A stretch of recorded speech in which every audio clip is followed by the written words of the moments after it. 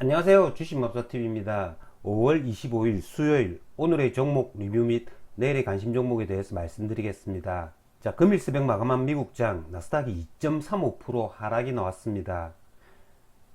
자, 어제 나스닥 선물이 한 2% 내외로 하락을 했기 때문에 2% 정도 하락을 한 건 충분히 예측할 수 있었던 그런 지표였던 것 같습니다. 자, 나스닥 차트를 보시면 장중한 때 전저점 11,100포인트까지 하락을 했다가 이렇게 아랫꼬리를 만드는 그런 그래프를 만들었습니다. 자, 주식이라는 게 계속 이렇게 반복이 됩니다. 지난주 금요일 그리고 금일 나스닥 차트가 굉장히 유사한 모습을 보였죠. 그러니까 11,100포인트 이 자리는 지금 저점을 형성한다라고 볼 수가 있습니다. 자, 오늘 나스닥 선물도 중요했는데요. 장 시작 전 나스닥 선물도 1% 내외로 이렇게 상승을 하고 있었습니다. 자, 그로 말미암아서 우리나라 장 시초가는 0.61% 갭을 띄워서 시작을 했고요. 종가는 시초가보다 조금 하락하긴 했지만 도치형의 차트를 만들었습니다. 자, 그러니까 미국 나스닥 11,000포인트 이 자리만 지켜줄 수만 있다면 여기를 저점으로 생각을 하고 이렇게 터닝을 하는 그런 모습을 보이지 않을까라는 생각이 듭니다.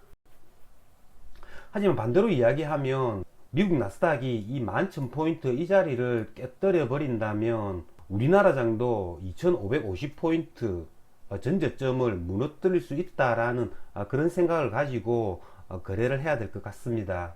자, 그러면 종목 하나하나 보시면서 말씀을 드리겠습니다. 오늘 이렇게 미국 나스닥의 저점을 확인을 하고 우리나라 장도 이렇게 저점에서 도는 종목들이 굉장히 많았습니다. 제가 계속해서 말씀드린 PCB 관련주들이죠. 대덕전자, 해성DS 이런 애들 오늘 좋았고요. 대덕전자보다는 해성DS가 좋았죠. 시초가는 그다지 높게 시작을 하지 않았습니다만은 오늘 외국인 기관 이렇게 쌍끌이 매수가 들어오면서 거의 한 8% 정도 상승을 해 주었고요. 어쨌든 이렇게 지수가 돌 때는 그래프가 이렇게 우상향하는 차트에서 이렇게 가격 조정을 받으면 지수 반등보다 훨씬 더 크게 반등을 해줄 수 있다라는 거죠. 자, 오늘 2차전지 소재주들은 이렇게 반등을 하지 못했는데요. LNF 같은 경우에는 제가 어제는 미처 체크를 못했는데 어제 장 마감 후에 공시가 떴죠. 자사주 처분이라는 그런 공시가 떴습니다. 그런 거로 말미암아서 오늘 다른 애들이 크게 상승을 했음에도 불구하고 이런 LNF 같은 경우에는 음봉이 나왔다라는 거죠. 하지만 LNF 같은 경우에도 제가 어제 말씀드린 25만원 이 자리에서는 아랫꼬리를 만들었다는 겁니다. 수급주 거래를 하실 때는 장이 상승을 해줄 때 같이 이렇게 상승을 해주는 애들을 거래를 해야 됩니다. 장이 상승을 해주는데 이런 애들은 마이너스 5%, 10% 이렇게 빠지면 한 번쯤은 이렇게 의심을 해봐야 된다는 거죠. 일진 머티리얼스도 일진 그룹이 일진 머티리얼스를 매각한다라는 그런 이야기로 이렇게 10% 정도 이렇게 하락을 했다는 거죠. 그래서 제가 방송 제일 첫머리에 미국 나스닥과 함께 우리나라 코스피 지수에 대해서 이렇게 말씀을 먼저 드리는 겁니다.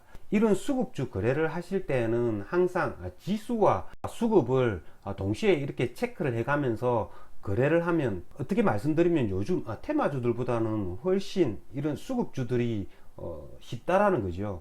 하지만 이런 수급주들은 이런 약세장에서는 거래를 할 수 있는 날이 오늘처럼 저점을 찍고 이렇게 반등을 해주는 그런 짧은 폭밖에 없다라는 겁니다. 그렇기 때문에 제 같은 경우에는 테마주 거래를 주로 많이 하는데요. 자, 그러면 오늘 테마주를 한번 살펴보자면요. 자, 자동차 부품주입니다. 자, 오늘 자동차 부품주들 중에서 에코캡이 굉장했죠. 자, 에코캡 같은 경우에는 전일 시간의 가격이 마이너스 1.4% 하락을 했습니다. 하지만 오늘 동시호가 시초가가 5.7% 이렇게 상승을 해서 시작을 했다는 거죠. 자, 이런 테마주들은 전일 시간의 가격이 마이너스로 끝났음에도 불구하고 오늘 시초가가 4% 5% 이렇게 플러스로 시작을 한 애들은 유심히 이렇게 관찰을 해봐야 됩니다. 에코캡 같은 경우에도 뭐 시작하자마자 거의 한 20%까지 이렇게 끌어당겼죠. 자, 얘네들 같은 경우에는 아침부터 외국계 증권사 JP모간으로 이 단타 세력이 들어왔습니다. 아침에 시작하자마자 거의 한 10% 이상에서 JP모간이 매수에 가담을 했는데요. 얘네들이 9시 반쯤 되면 23만 주까지 이렇게 매수를 했다라는 거죠. 자, 9시 반이면 거의 뭐 최고점이죠. 그러니까 여기 여기 10%부터 사가지고 20% 구간까지 이렇게 매수를 해가지고 이 구간에서 매도를 했다라는 겁니다. 저도 예전에는 이렇게 생각했습니다. 얘네들이 이 자리에서 이렇게 판다고 해서 과연 수익을 냈겠느냐라고 생각을 했었는데요. 얘네들이 프로그램상으로 이렇게 샀다 팔았다를 반복하기 때문에 매수했던 가격에 대비해서 한두 호가씩만 위로 매도를 체결만 시킨다면 얘네들은 수익이 난다라는 거죠. 특히 이렇게 만원대 가격의 주식을 이런 거래를 많이 하는데요. 이건 분명히 얘네들이 수익이 나기 때문에 계속 이런 기법을 활용을 한다라는 거죠.